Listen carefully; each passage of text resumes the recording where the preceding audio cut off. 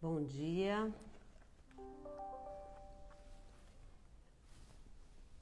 Bom dia.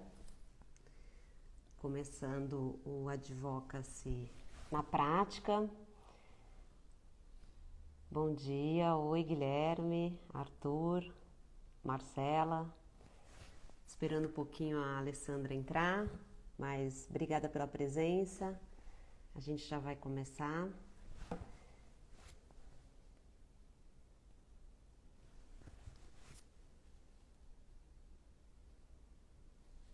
Oi, Guilherme, Rubens. Obrigada pela presença. Vou falar um pouco o que é o Advocacy na prática. A gente vai falar hoje sobre diálogo e articulação interinstitucional e entender um pouco sobre isso com uma grande especialista, com vários projetos. Aqui acho que a Alessandra entrou. Aqui. A Alessandra já está aqui.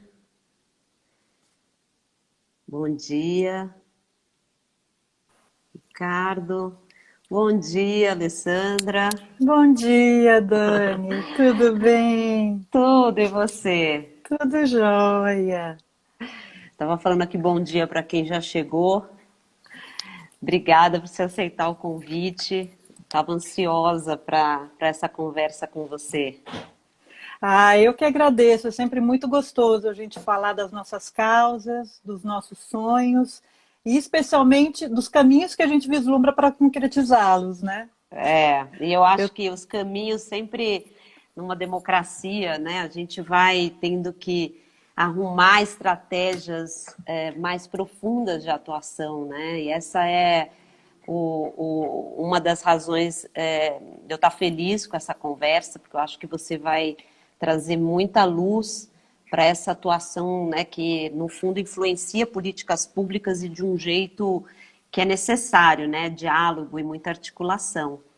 Então eu vou primeiro dar as exatamente. boas-vindas aqui, né, a você e a todo mundo que está entrando agora. Meu nome é Daniela Castro, para quem não me conhece, sou fundadora da Impact Advocacy, sou apaixonada pelo tema, né? Para mim, a advocacy é uma estratégia para trazer mudanças comportamentais, políticas e sistêmicas, não é lobby, eu acho que engloba aí uma estratégia para a gente pensar em como trazer mudanças, e essas mudanças são sempre muito complexas, né, imprevisíveis, com muitos atores, acho que esse é o ponto principal da conversa hoje. Então, eu criei o Advocacy na prática, né, para falar um pouco sobre essas, eu não digo que é só ferramentas, né, são estratégias, são ações, né, para a gente poder fazer essa influência, fazer essa mudança. Então, a ideia do Advocacy na prática é falar, a gente já falou sobre litígio estratégico, para mim essa estratégia de advocacy, ela usa ações como lobby, articulação, litígio estratégico, campanhas de comunicação, coalizões, né? E uma série de outras ferramentas que a gente tem que usar, né, e pensar visando ter resultados, né? E muitas vezes esses resultados são ações para que as políticas aconteçam, né?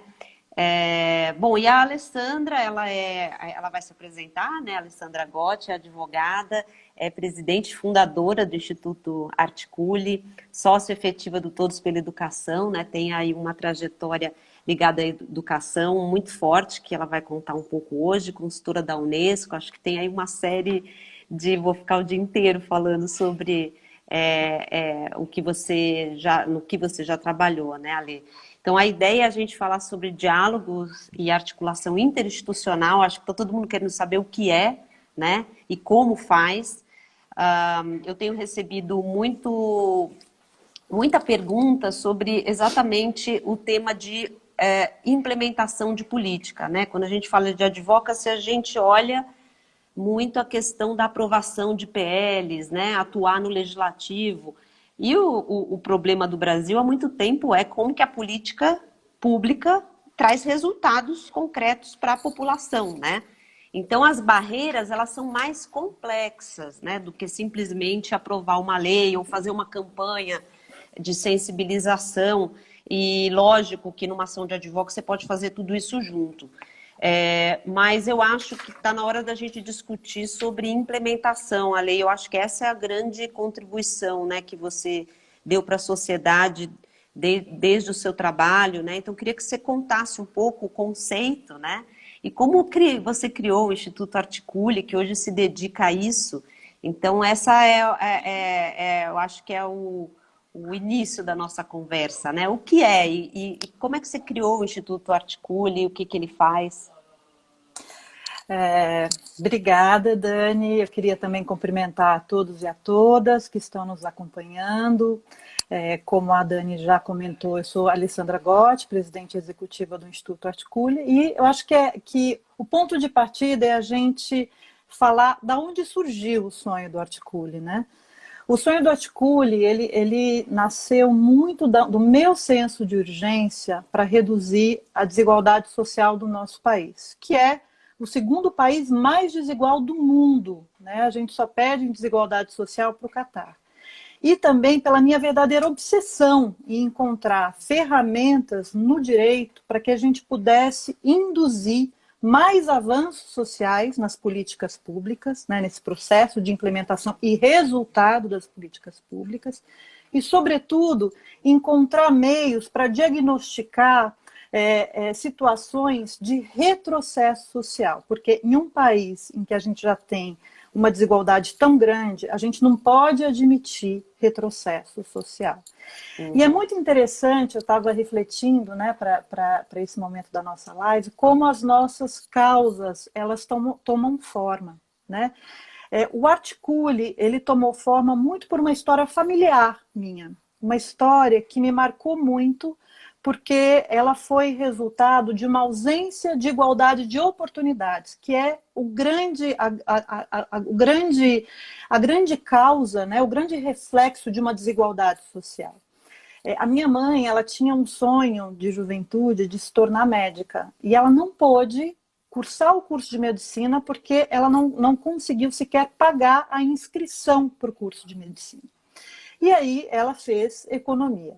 E ela é uma pessoa tão brilhante, tão competente, tão capaz, né, que essa falta de oportunidade que ela teve para concretizar o sonho dela não impossibilitou dela ser administradora do maior hospital de epidemiologia do país, o Emílio Ribas. Mas vejam que fato é que ela não conseguiu, né, concretizar o sonho dela de se tornar médica, porque ela não teve ali uma igualdade em termos de ponto de partida. Porque a gente sabe que onde cada um vai chegar depende muito do mérito. Mas as políticas públicas, né, esse patamar mínimo de políticas públicas que a gente precisa no país, né, assegurado pelos direitos sociais, pela educação, pela saúde, né, pelo meio ambiente, pelo transporte, visam criar um patamar mínimo para que as pessoas possam partir do mesmo ponto e aí chegar aonde o seu mérito alcançar. Então, essa história familiar, ela inclusive me fomentou a seguir a carreira do direito, e no direito eu sempre fui uma pesquisadora, né, apaixonada pela temática dos direitos humanos, sobretudo dos direitos sociais. Sempre com essa indignação, com esse inconformismo, com as respostas que eu via, inclusive no judiciário, né, para demandas sociais.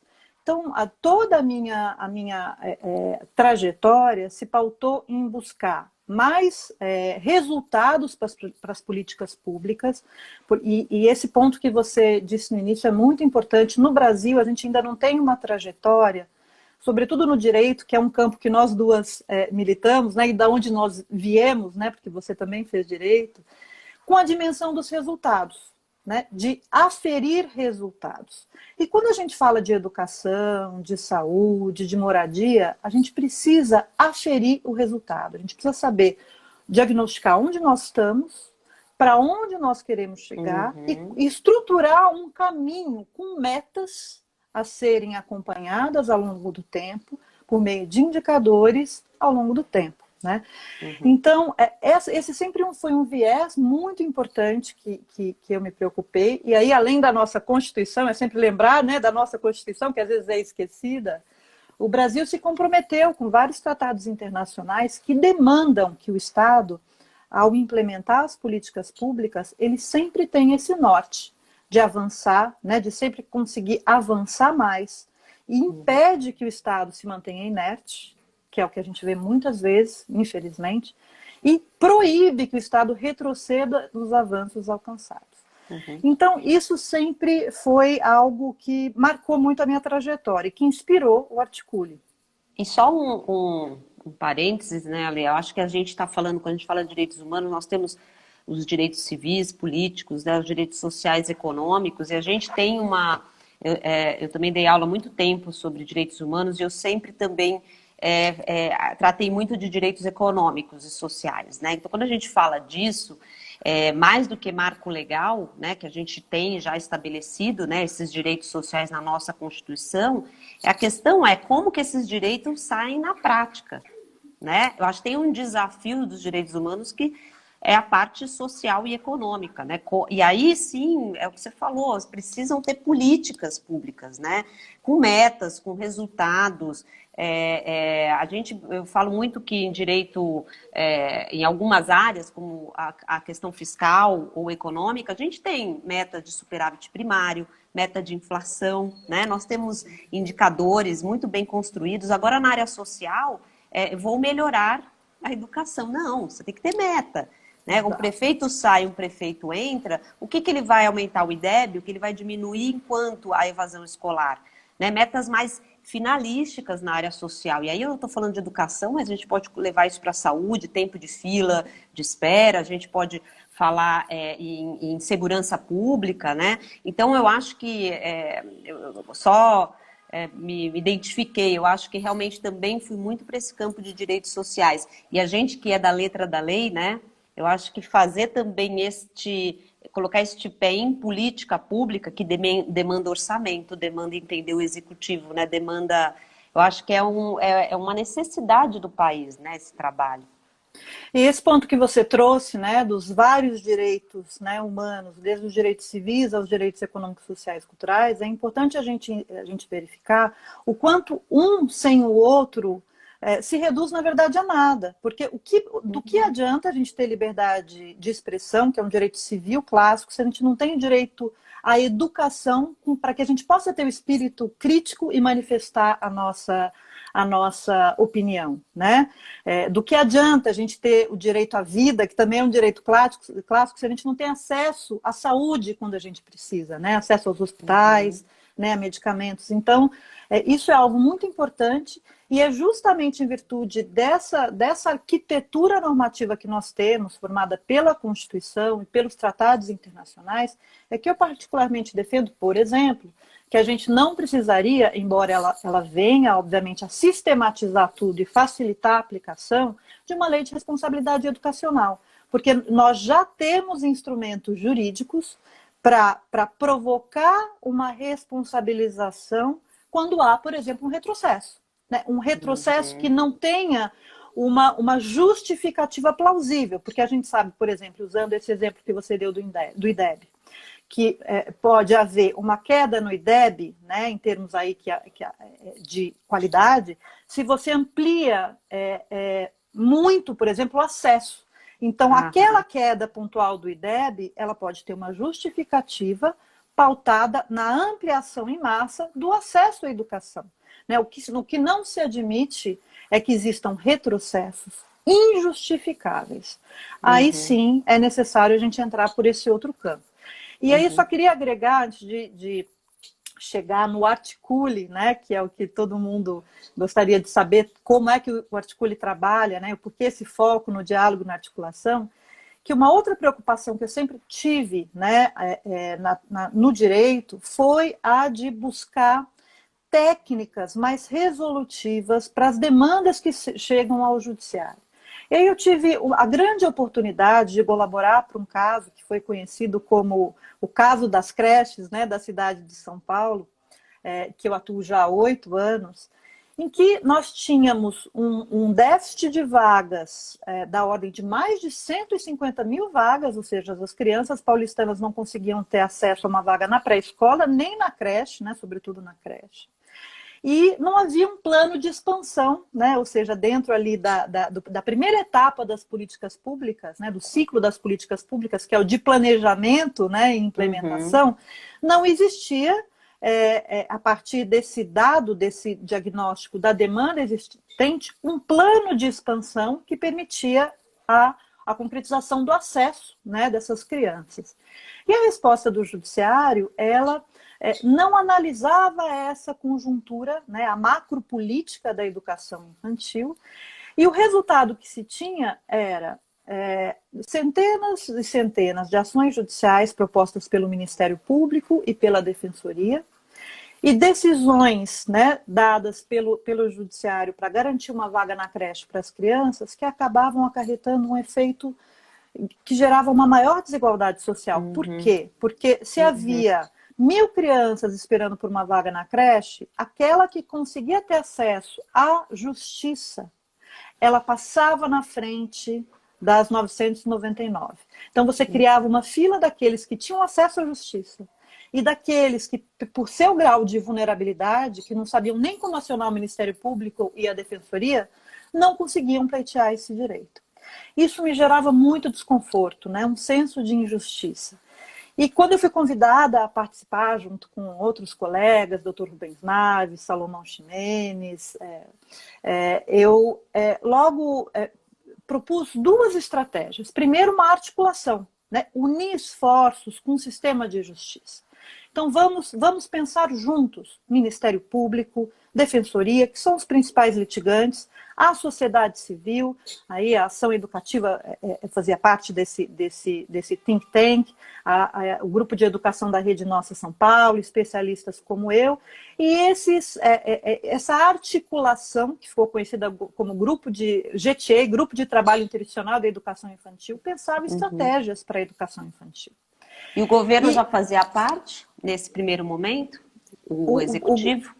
O executivo, logo na sequência, fez, porque nós tivemos a interlocução, à época, com o secretário era o César Calegari, e era o início da gestão ali de 2013 do Haddad. Então, como São Paulo é uma das cidades, e essa é uma estratégia muito interessante, né, que tem o plano de metas, né, a cada novo mandato, 90 dias depois da posse, é necessário enunciar com base nas promessas de campanha, por isso que a gente precisa ficar atento ao que é prometido, né, em época de campanha. Com base nas promessas de campanha, é necessário inserir as metas que vão ser alcançadas ao longo dos 4 anos. Nós começamos a discutir com o Executivo, né, para sensibilizá-los para a importância de incluir na meta da educação infantil um número que respondesse à demanda existente. E no meio desse caminho, né, uma das ações que permitia um diálogo mais amplo, que foi proposta pela Ação Educativa, o Movimento Creche para Todos, em 2008, foi pautada para julgamento. O prognóstico era péssimo, porque o judiciário sempre foi muito resistente a técnicas, né, de decisão que busquem uma reforma da política. Mas fato é que nós tivemos ali na presidência da seção de Direito Público um desembargador que é muito visionário, hoje em dia ele é conselheiro do Articule, doutor Samuel Alves Júnior, que ouviu atentamente as nossas argumentações, no sentido de que o que se demandava era que houvesse um planejamento de ações, né? A apresentação de um planejamento pelo Executivo Municipal, e não que o Judiciário fizesse esse planejamento. E foi daí que, para fazer curto, uma história bastante longa, foi feita uma audiência pública, né, a primeira audiência pública no Tribunal de Justiça, para analisar um caso concreto. Foram ouvidos vários atores importantes, né, desde o sistema de justiça, a academia, professores, pais de alunos, para que o judiciário pudesse entender quais eram os problemas da política pública que desaguavam no judiciário, porque a gente precisa ver muito as ações judiciais como um termômetro das falhas da política pública, né?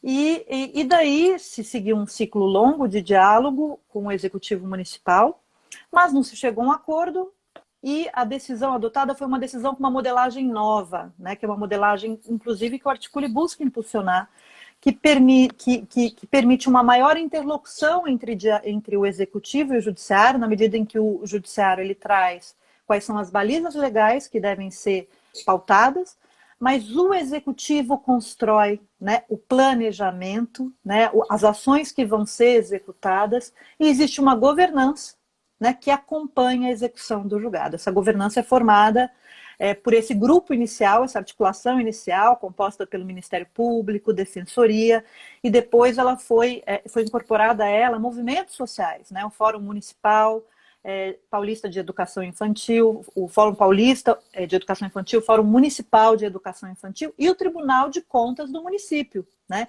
Então, são todos os atores que planejam, executam, fiscalizam e julgam numa mesma mesa, identificando o que precisa ser feito e, o mais importante, quais os obstáculos a serem enfrentados. A partir daí, a resolutividade ela ganha um outro patamar, né? Tanto é que 8 anos depois, a gente tem hoje a menor fila de espera.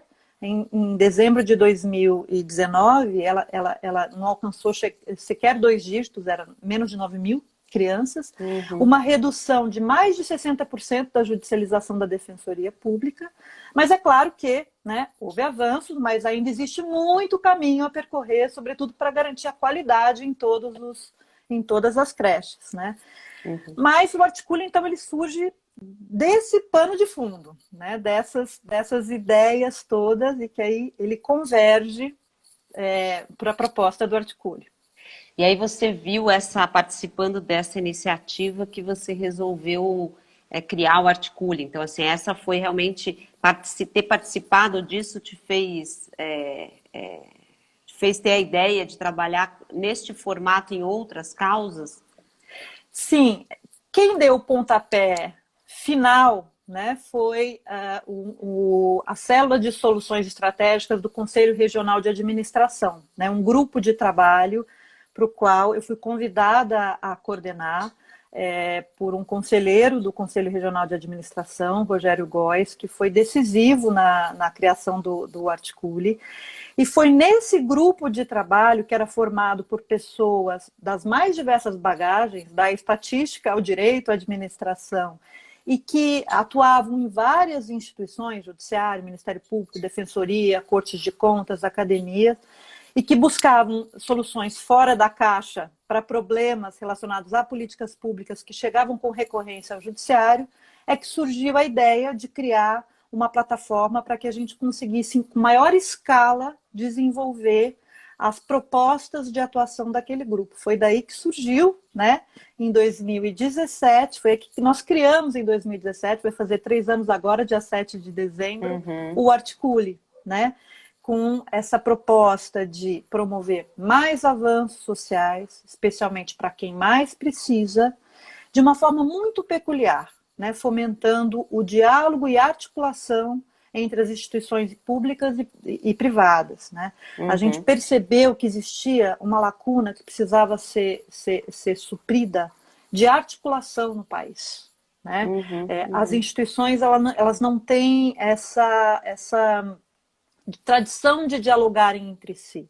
A gente vê as instituições públicas trabalharem muito de forma atomizada, cada uma no seu gabinete, cada uma olhando uma página do livro e não conseguindo enxergar a história toda. Então, a proposta do Articule é justamente essa, né, de criar pontes entre as instituições, para que a partir dessas pontes nós tenhamos políticas públicas mais eficazes, a gente consiga respostas mais adequadas para os nossos problemas sociais, e que com isso a gente consiga reduzir a desigualdade social e também a judicialização no país, né? Porque com novas técnicas de solução, né, diagnósticos mais efetivos e espaços de diálogo, a gente consegue avançar mais rapidamente.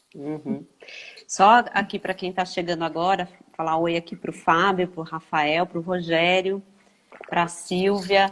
A gente está aqui com a Alessandra Gotti, falando um pouco sobre diálogo e articulação interinstitucional. A gente está aqui com a ideia no Advocacy na Prática de falar sobre essas ações que eu acho que você falou agora por último, Ale, que é a busca por soluções, né? Como que a gente pode... E aí eu sempre acho que o objetivo, né, de resolver os problemas brasileiros, né, tão complexos, não é só de governo, né?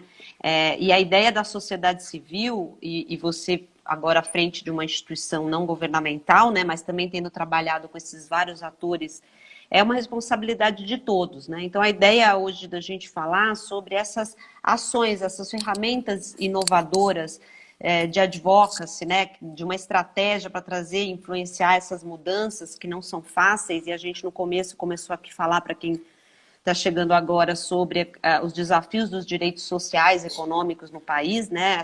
Porque são complexos, a gente falar de política pública, existe para elaborar uma política pública, é um trabalho de muita complexidade, né? E também está demandando da sociedade civil ações de atuação mais nesse foco que a política saiam do papel e funcionem, né? E também que não haja retrocesso, como você lembrou bem. E muitas vezes, eu estudando um pouco sobre as barreiras da implementação de política pública, e também tendo estado no governo, a gente vê que são barreiras, muitas vezes, que são políticas ou que elas não foram desenhadas, elas têm problemas no desenho, ela não foi pensada com outros atores, você tem resistências políticas, você tem problema muito de gestão e governança dessas políticas. Uma falta também de uma pressão externa, né, de atores mais qualificada. Então, na literatura, as barreiras de implementação de políticas públicas, elas têm uma série de variáveis que afetam. E você falou de um ponto que já de pronto, investir em planejamento, colocar todo mundo na mesa, né? A gente realmente tem uma influência aí do judiciário e dos tribunais de contas muitas vezes nas políticas, e o que eu via no governo era essa falta realmente de diálogo, né? É muito interessante trazer o judiciário, né, para também, eu acho que esse é um grande diferencial aí do que você contou e também, né, do Articule, porque realmente, desde a Fundação Abrinq, que foi quando eu entrei, né, nessa área de advocacy, na questão da segurança pública, você tinha muita ação judicial, né, para que a política acontecesse, para que tivesse garantidos os direitos, e isso realmente causa uma distorção, né, se você levar isso para todas as políticas públicas. E nesse sentido, ali eu acho que tem muita gente que vai querer ouvir, assim, como é que eu faço isso, né? Quais são os desafios? Porque, assim, tem duas, além dessa influência na implementação, outra estratégia que eu sempre falo que dá muito trabalho é coalizão, né? Então, assim, você tem que sentar com todo mundo na mesa e sair de lá com uma agenda comum, com um trabalho constante. Muitas vezes o diálogo é entre pessoas e você tem ali, né, questões que não estão tão abertas. Quais são os desafios que você vê que nos trabalhos onde Articule entra e nessa... pode até usar o exemplo mesmo da educação. Quais foram os principais desafios e conquistas, né, de um grupo de instituições diferentes, né, de governo, a sociedade civil, o judiciário, Tribunal de Contas, que você poderia dar como aprendizados, né, e que você viveu?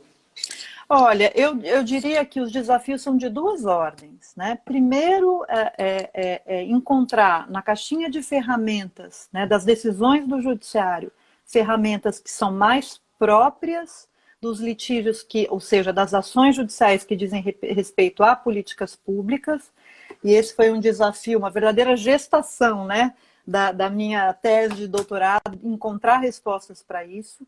E nessa caixinha de ferramentas, a gente precisa encontrar técnicas que partam de uma escuta de vários núcleos de interesse. Então, aquilo que a gente chama de contraditório, que é uma palavra técnica para dizer, né, que as pessoas precisam ter direito a se manifestar, né, e serem ouvidas, precisa ganhar um outro para que todos os aspectos da política pública possam ser analisados. E a técnica, ela tem que permitir que o executivo construa a solução e que você precisa criar uma governança para acompanhar isso ao longo do tempo com todos esses atores que são importantes para aquela política pública. Então, acho que essa é um primeiro desafio, né? Romper, romper com a maneira atual, modus operandi, né, de responder essas demandas de uma forma a não fazer diferença entre uma discussão entre um contrato de locação que o locatário não paga e uma política pública de larga escala que envolve criação de 150 mil vagas em creche. Então, as soluções e as técnicas usadas são diferentes. Esse é um primeiro desafio. Um outro desafio que eu posso, inclusive, usar como exemplo um espaço de diálogo, de pactuação que nós temos agora no Articule, implantado em vários estados para responder aos desafios da pandemia na educação, né, que são os gabinetes de articulação para enfrentamento da pandemia na educação, que eu tenho a alegria de coordenar junto com um dos conselheiros do Articule, o Ismar Cruz. O grande desafio de colocar todos, né, numa mesma mesa, agora virtual, né, para discutir quais são os desafios, né, do Estado, dos municípios, para assegurar a manutenção do processo de ensino-aprendizagem, fazendo com que as escolas cheguem até as casas dos alunos, porque a gente está num período de isolamento social, né, que agora começa a cair, tem a ver com essa resistência de se entender que, ao participar de um espaço de diálogo e pactuação, as instituições, elas não deixam de fazer uso do seu chapéu próprio, ou seja, elas não perdem a atribuição, elas não perdem a sua competência, elas simplesmente unem esforços, né, para buscar juntas, a partir dos obstáculos que são enfrentados, respostas mais eficazes, que cheguem mais rapidamente até os estudantes, né, até as crianças, os adolescentes, sem os atropelos da judicialização, que impactem muito a política pública desenhada, criando para isso um ambiente de segurança jurídica, que é fundamental, né? Acho que são 3 ingredientes fundamentais: articulação, foco sempre em resultados e segurança jurídica. Então, o desafio para criar essas instâncias de pactuação, essas governanças, diz muito ainda com a ausência de uma cultura de diálogo que a gente precisa criar no país, né? E aí eu acho que é interessante até comentar, Dani, numa visão que o Articule tem, quando a gente está exemplificando muito com a educação, né, de que a gente fala muito, né, se fala muito, embora ainda haja muito a aprimorar, né, na colaboração, né, no regime de colaboração entre os entes para que a educação ela seja uma educação para todos de qualidade. A gente fala nessa primeira camadinha de colaboração que envolve a União, os estados, os municípios, o Distrito Federal, ou seja, os entes de governo, as esferas de governo. Mas a gente esquece, e quase que fica na invisibilidade, uma outra camada de colaboração que é fundamental para que as políticas públicas alcancem o seu resultado sem atropelos, né, e com segurança jurídica, que é a camada que une o sistema de justiça, ou seja, os órgãos, né, que compõem o sistema de justiça, o Judiciário, o Ministério Público, Defensoria, e os órgãos de controle, né, as Cortes de Contas. É preciso que todos esses atores colaborem para buscar a melhor resposta. Certamente esse é o caminho. Eu estou segura que esse é o caminho. E esse é um movimento que o Articule busca fazer, né, por meio das suas 3 frentes de atuação.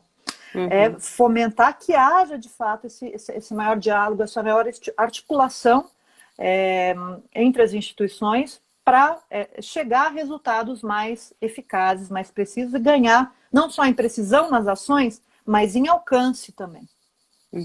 E você acha que o desafio, né, ali muitas vezes, você acha que tem que ser isso institucionalizado de alguma maneira, né? Porque o executivo ele tem a sua forma de planejamento, né? E às vezes, inclusive o planejamento, ele é feito de uma forma muito isolada entre secretarias do executivo, né? A gente vê também acho que teve aí, tem momentos, né, do país em que, e também em diferentes instâncias em que isso acontece, também um convite à sociedade civil a participar desse planejamento, né? Então, como que você vê se isso pode ser, de certa forma, institucionalizado, né? Ou é algo que acontece também, sob o ponto de vista do judiciário, quando tem uma demanda específica, né? Como é que você vê que isso poderia ganhar escala? Porque é algo que gera muitos benefícios, né? Você já sair com porque não é só uma questão de planejamento, ter vários olhares, você tem ali uma pressão positiva, né?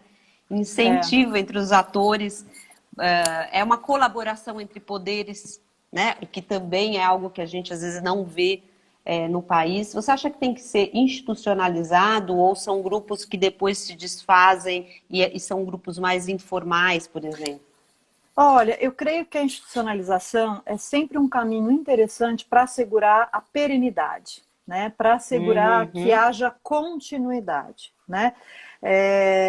E aí eu vou fazer uso de uma frase do Alexandre Schneider, que foi o secretário com o qual nós pactuamos, né, o segundo acordo, né, das creches, e que a gente está chegando no ciclo final agora, que ele falou, que na fala dele, esse tipo de estratégia cria uma verdadeira rede, né, de proteção, de atuação conjunta da educação, e que, sem dúvida, né, aquilo que é planejado em conjunto com todos esses atores o executivo ganha muito, né, porque existem várias visões que muito colaboram para aquele resultado. E mais, você cria um espaço de confiança que gera essa segurança jurídica para que esses resultados sejam impulsionados e continuem a acontecer. No caso das creches, não, o órgão de monitoramento que acompanha, né, que assessora a Coordenadoria da Infância e da Juventude, ele é institucionalizado no âmbito de uma sentença, mas eu creio que seria interessante tornar perene, para além daquela decisão judicial, essa instância. Assim como existe outra, da qual eu faço parte também, mas aí é ligada à saúde, que é o Comitê Estadual de Saúde do Tribunal de Justiça, que também congrega vários entes, executivo, sistema de justiça, e que é institucionalizado por meio de uma resolução do Conselho Nacional de Justiça. Os GAEPs, eles têm uma previsão contida em um termo de cooperação. Eu creio que a institucionalização ela é o melhor caminho para a gente assegurar continuidade, que infelizmente é algo que também é uma marca que a gente precisa lidar no nosso país, que é a descontinuidade das políticas públicas que tanto impactam os resultados, né? Tanto eu estava falando, eu estava te comentando isso da institucionalização, porque é um dos primeiros pontos das barreiras de implementação de política pública, e também até para alcançar mudanças, né? Quando a gente fala de política, primeiro é compromisso político, né? Então a liderança, e a gente tem uma rotatividade incrível, né? Então na secretaria aqui de São Paulo, de esporte, a gente tinha 46 anos de secretaria, 45 secretários já passaram, né?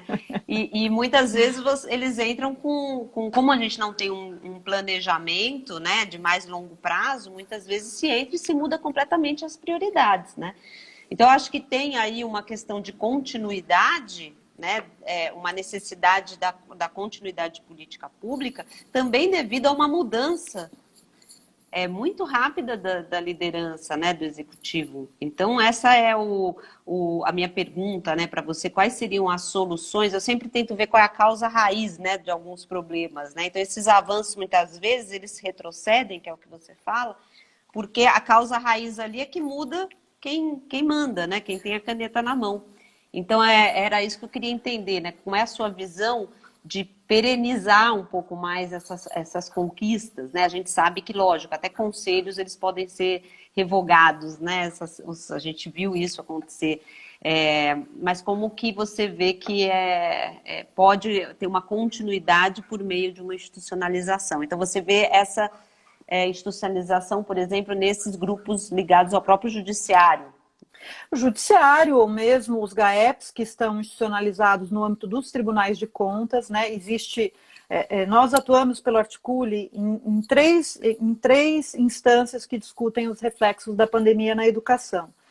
2 GAEPs hospedados no Tribunal de Contas de Rondônia, que é o mais antigo, que tem 6 meses, e o de Goiás, que é de julho, e um mais recente hospedado no próprio Executivo, na Secretaria de Educação do Estado do Mato Grosso do Sul.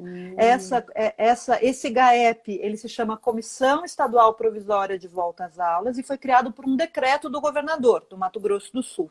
Então vejam que também não há diferença, nós temos aí 3 exemplos de governanças hospedadas em organizações diferentes, Judiciário, Cortes de Contas e o próprio Executivo. Não importa quem dá o pontapé inicial para criar o espaço de diálogo. É importante que o espaço de diálogo exista, que exista esse espaço de pactuação, né, para discussão das medidas. E aí eu vou responder também com base em evidências, né, que é algo que sempre é importante a gente ter presente. Veja que você deu esse exemplo dessa secretaria que em 45 anos teve 45 secretários. Ao longo de 8 anos nesse processo de acompanhamento da criação de vagas em creche, nós tivemos 7 secretários. Mas a existência dessa governança, criada por uma decisão judicial, manteve incólume a estratégia de expansão contínua de vagas em creche. A política pública de educação infantil se tornou uma política de Estado e não de governo. Independentemente da mudança de partidos e de vários secretários, não houve qualquer solução de continuidade. Então, essas governanças com um olhar plural de todas as instituições que fazem parte do ciclo das políticas públicas, planejamento, implementação, fiscalização e julgamento, é essencial para garantir a continuidade dos resultados. E se a nossa baliza é foco nos resultados sempre progressivos das políticas públicas, essa governança ela é instrumental para isso. Por isso que a gente acredita que, para promover mais avanços para quem mais precisa, a gente precisa, como meio, fomentar um maior diálogo e uma maior articulação entre as instituições. Criar essa cultura no nosso país. E eu acho que é uma cultura também, quando a gente fala em, ainda mais falando de novo em implementação de política pública, né? Eu sempre falo para as instituições não governamentais ou quem quer atuar para influenciar governo, um dos pontos de uma boa ação de advocacy é a continuidade, né? Às vezes até lei que você aprovou, você precisa continuar fiscalizando, ver se ela não vai ser revogada, né? Ou se não tem retrocesso.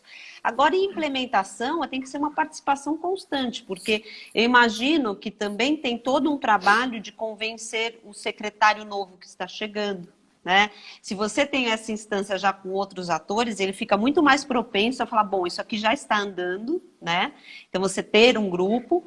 E imagino também que sejam os resultados, né? Que é o que você falou, começa a ir para uma política de Estado, né?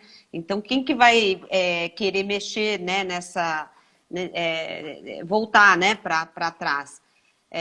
Mas eu acho que sem a constante relacionamento, né, nesses grupos, participação, para não deixar este grupo morrer, então muitas vezes as organizações falam, bom, mas e aí, aprovou, vamos ficar felizes. Não, aprovou, continua lá, né? Tem que ter uma continuidade desse trabalho. Então, um pouco as organizações se acostumarem a participar mais próximo do governo, né? Assim como o judiciário, muito provavelmente. Sim, isso é cidadania, né? É a participação efetiva, nós estarmos atentos ao que é prometido. Então, esse momento que a gente está vivendo é algo muito estratégico, né? A gente tem que fazer do nosso voto um instrumento de transformação, né? E acompanhar depois aquilo que é feito e participar, né? É fundamental participar. Por isso que eu acredito que governanças como essas, né, que integram todas as instituições, inclusive movimentos sociais, elas são fundamentais para a gente assegurar, né, de fato, um país democrático, mais justo, né, e menos desigual. Né?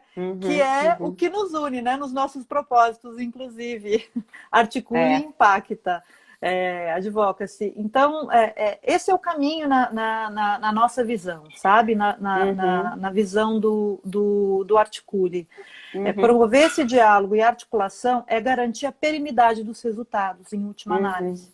Porque você sempre vai ter um olhar, né, que vai assegurar que, independentemente da mudança, né, nas mudanças no executivo, e elas são constantes, e num país democrático é necessário que seja, não haverá uma desmobilização, nem haverá retrocessos e inação, né?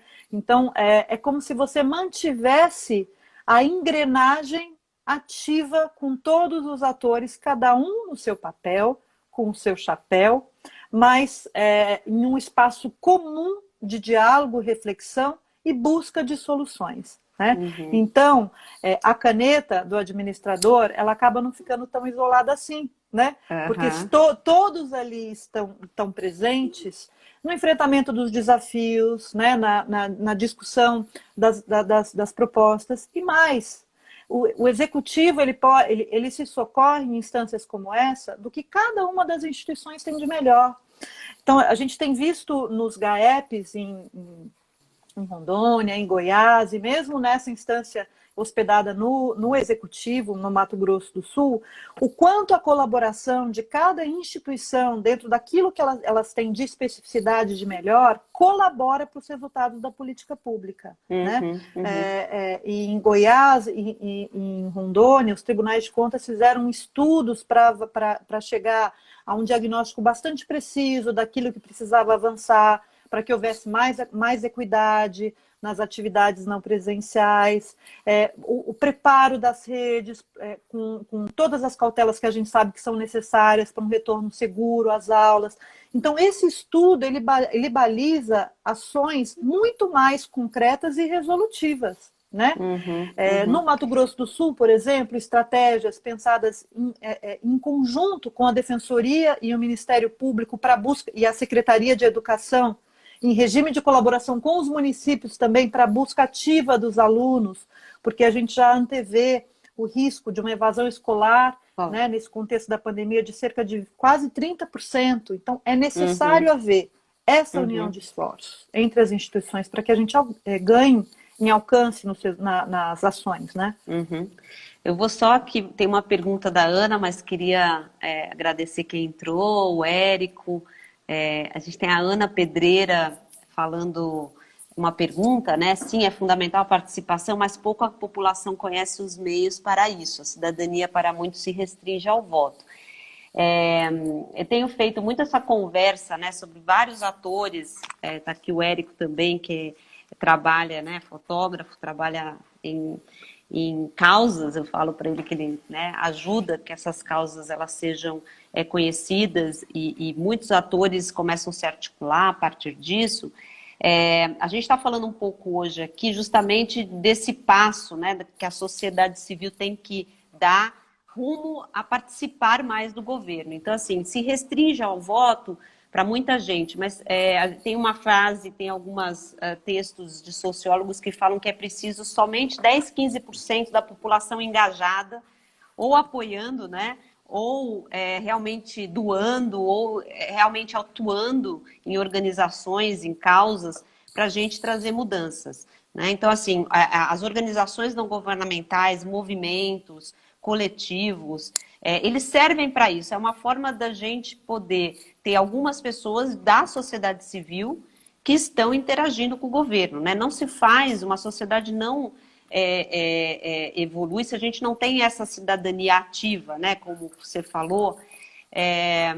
E não precisa ser todo mundo, acho que tem quem vai só votar, não são todas as pessoas que vão se engajar e entender os temas complexos. Né? Eu acho que a ideia aqui é a gente falar do que a gente pode fazer como sociedade civil organizada. Né? Então, o grande desafio, Ana, que a gente vê na sociedade civil é que nós já temos um histórico de advocacy. Muitas leis já foram aprovadas de movimentos e de pessoas, a Lei Maria da Penha, a Lei Ficha Limpa, o combate ao trabalho infantil, que foi minha primeira causa, né, foi realmente fruto de uma mobilização que gerou um programa público. Então, assim, nós já temos uma história de atuação, mas nós vivemos em um momento do país, né, Brasil, renda média, né, lógico que a gente às vezes está voltando em retrocessos de agenda, mas a gente tem um problema de implementação. Nós temos o direito, nós temos a lei aprovada e a gente não tem a política pública funcionando. Então, por isso que tem muito pedido para a gente falar, tá bom, eu sou parte de uma organização, eu quero doar para uma causa que eu acredito. Qual é o desafio hoje, né? Porque muitas vezes é a implementação de uma política pública. A gente tem a lei, só que a gente não consegue muitas vezes acompanhar, né, o planejamento, entender de planejamento público. Então, eu acho que tem um lado das organizações não governamentais, fundações, movimentos, se capacitarem de fazer essas ações que o que a Lê está falando aqui é justamente uma delas, eu acho que é a mais importante. Articulação, diálogo interinstitucional, fazer com que as organizações se conversem e, inclusive, a gente participe da elaboração e execução da política pública. Demanda da gente um entendimento maior de planejamento, de que o governo não é simplesmente, olha, faça aí. Eu falo para as organizações que muitas vezes ela tem que estar preparada para sentar na mesa, e a gente sempre esteve muito preparado para a crítica, né, ou para a pressão. Mas a pressão, ela tem que ser qualificada, né? Muitas vezes a organização não fez um diagnóstico quais são os programas públicos que já existem. Então, você toma tempo do tomador de decisão e é uma parte da sociedade civil que tem que fazer uma autocrítica, né? Porque se você é governo, você tem sua agenda ali para receber a sociedade, ela tem que estar preparada. E a grande beleza de quando tem um projeto como o que você está falando, é quando todos sentam na mesa, no espírito público, né, com a vontade de construir. Então, acho que realmente dar desespero. Sem protagonismos, né? Isso, sem protagonismo. Exato. E também é uma... Como é que fala? A questão do meu projeto, a vaidades, né, que já existem, né? Elas é um ponto. E aí eu ia te fazer uma outra pergunta, né? Como isso porque a gente fala da sociedade civil, falamos um pouco, né? Estamos aqui justamente para ver novas ferramentas.